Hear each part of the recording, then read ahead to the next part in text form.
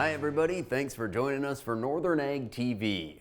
Well, foreign ownership of U.S. agricultural land has been a big topic in recent years, and new data from the American Farm Bureau looks at some of the changes we've seen lately. As of 2023, there were 45.8 million acres of U.S. farmland held by foreign investors. That represents about 3.6% of total private ag land in the U.S., and it is a 1.5 million acre increase from 2022, up about 3.6%, and 5 million acres higher than the last analysis in 2021.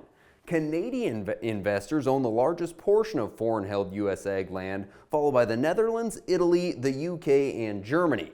The majority of the foreign-held land is actually forest land, then followed by crop and pasture land.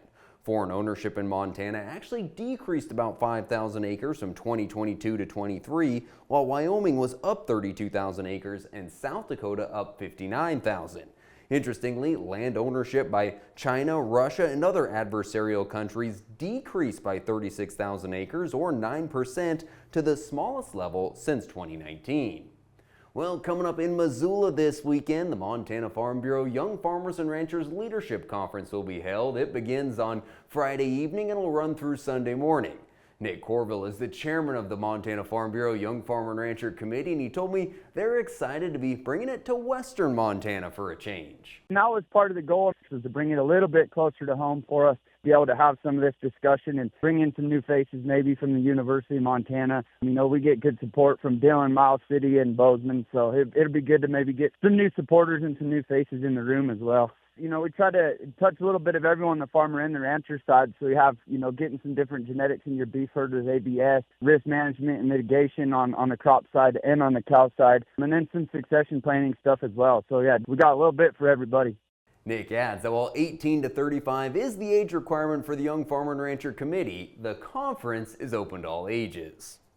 And the ag community in Montana and Wyoming is frustrated with the recent decision by the Fish and Wildlife Service to keep the grizzly bear on the endangered species list.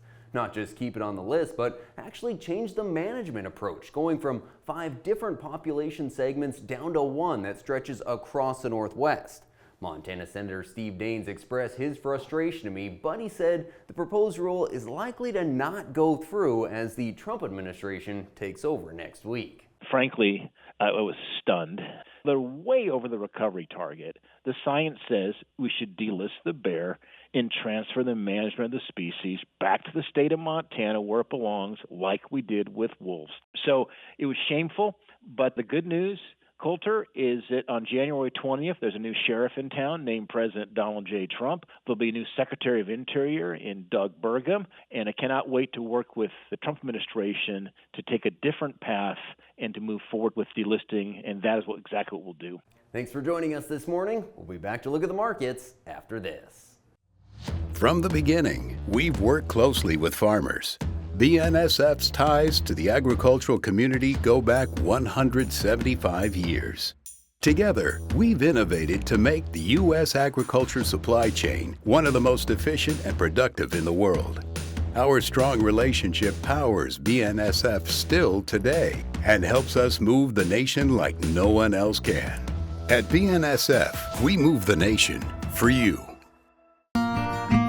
Talking with someone that you know is stressed out, those are difficult things to approach, but if you're good friends with those people, reach out and say, I'm here to talk to you. We can find somewhere to get some assistance. It's hard to get involved, but at the same time, you want to just say, hey, there is help available.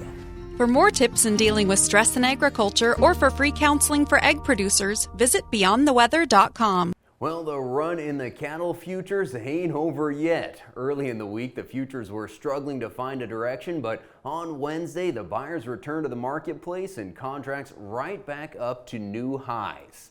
Well, as we look at the cash-fed cattle trade, we've been setting records for all of 2025 so far. Boxed beef prices continue to increase, and the phrase overbought just doesn't really seem to matter as cash-fed cattle keep supporting prices. Early week live trade on a cash basis coming in 201 to 205. That's steady to just a touch higher than last week. Sharply higher prices on the feeder cattle in Miles City this week. 450 to 600 pound steers selling $20 to $30 higher. Those upper 4-weight steers topped out at $417. 5 to 5.5 weights from $370 to $389. Upper 5-weight steers $330 to $355, and 6 weights as high as $335.